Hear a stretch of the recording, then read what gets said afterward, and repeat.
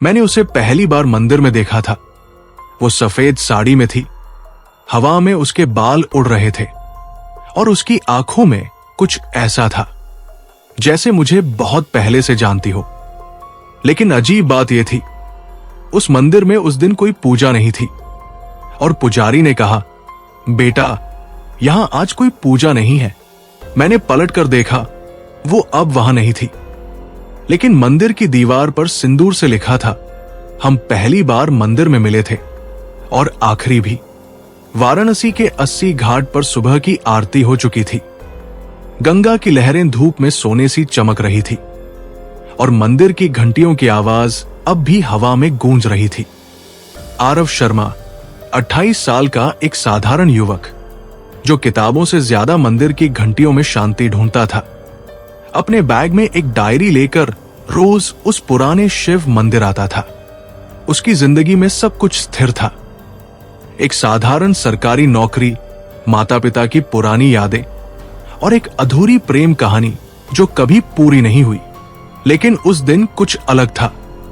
मंदिर की सीढ़ियों पर एक सफेद साड़ी पहने लड़की खड़ी थी, बाल खुले, आंखों में एक अनकही बेचैनी और हाथों में एक लाल चूड़ियों का जोड़ा। संजीवनी मिश्रा, यही नाम था उसका। आप रोज यहां आते हैं? उसने पहली बार पूछा। आरव कुछ क्षणों के लिए उसे देखता रहा, जैसे आवाज कहीं सुनी हो, चेहरा कहीं देखा हो। लेकिन कब? आरव मुस्कुराया, लेकिन उसके अंदर कुछ हिल गया हो। उसने मंदिर के पुजारी पंडित त्रिलोचन की तरफ देखा, जो चौंकते हुए उसकी ओर आए। बेटा आरव, तुम किससे बात कर रहे थे? वो लड़की सफेद साड़ी में, संजीवनी। पंडित त्रिलोचन का चेहरा सफेद पड़ गया। यहां कोई नहीं था बेटा, मैं पूरी आरती के समय मंदिर में था। और सफेद साड़ी में?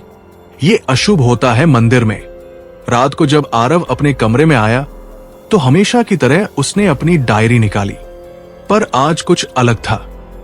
उसके बैग में एक और डायरी थी, पुरानी, धूल भरी, चमड़े की जिल्द वाली। पहला पन्ना खोला, मैं संजीवनी हूं और मैं मर चुकी हूं, लेकिन मैं चाहती हूं कि कोई मेरी अधूरी कहानी को पूरा करे। आरव, शायद तुम वही हो। मैं तुम्हें मंदिर में मिली थी, पहली बार और आखिरी भी। अब वक्त है कि तुम मेरे अतीत में झांको। आरव की रूह कांप गई और हिंसक। संजीवनी को कवि से नफरत थी, लेकिन समाज, परिवार और परंपरा ने उसकी आवाज को दबा दिया। उसने एक बार मंदिर में आकर प्रार्थना की थी, हे भोलेनाथ, मुझे मेरी मुक्ति दो, या कोई ऐसा भेजो जो मेरी आत्मा को चैन दे सके। 3 दिन बाद उसकी लाश मंदिर के पास घाट पर मिली। कहने को आत्महत्या थी, पर डायरी के आखिरी पन्ने पर खून से लिखा था, अगर कोई मेरी आत्मा को सच में देख पाए तो समझना मेरी कहानी अधूरी है। अगले कुछ दिन आरव के लिए किसी बुरे स्वप्न से कम नहीं थे। उसकी दीवारों पर रात को सिंदूर से कुछ लिखा होता। मंदिर के सामने बैठी वो लड़की फिर दिखती, लेकिन जैसे हवा में गायब हो जाती।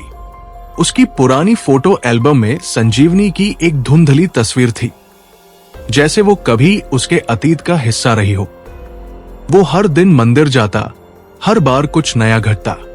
पंडित त्रिलोचन ने एक दिन कहा, बेटा, संजीवनी की आत्मा को मोक्ष तभी मिलेगा जब उसे न्याय मिलेगा, और शायद तुम ही वो इंसान हो जिसकी किस्मत इस कथा से जुड़ी है। आरव ने कवि रघुवंशी को खोज निकाला। अब एक बुजुर्ग, लेकिन आंखों में वही घमंड और गुस्सा। संजीवनी का नाम मत लो। वो पागल थी, उसे जबरदस्ती शादी करनी पड़ी, पर उसने मुझे बदनाम करने की धमकी दी और फिर खुद को मार दिया। आरव ने पूछा। कवि चुप रहा। या फिर तुमने उसे मारा? कवि गुस्से में बिफर पड़ा।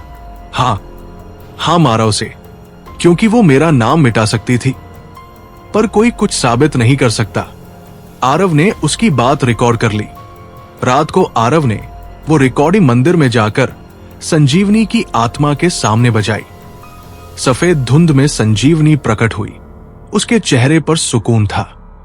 अब मैं जा सकती हूं, उसकी आवाज गूंज रही थी। उसने आखिरी बार आरव की आंखों में देखा।